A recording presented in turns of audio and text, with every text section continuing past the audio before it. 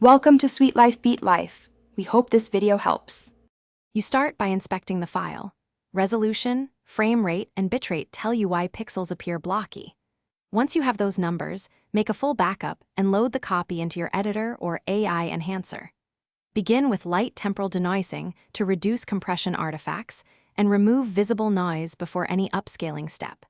Make sure to use the highest quality input settings available. This preserves detail that the upscaler will use to reconstruct pixels. Once denoising is stable, move to upscaling and detail recovery. You should use an AI upscaler if available. Otherwise, choose Lanczos or High Quality by Cubic and upscale to the desired resolution. After upscaling, apply a controlled sharpening pass. Small amounts bring back edge detail without creating halos.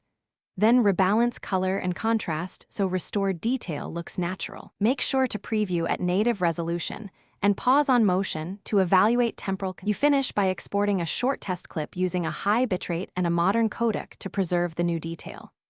Once done, compare the test against the original at 100% zoom and play full motion sections to confirm stability.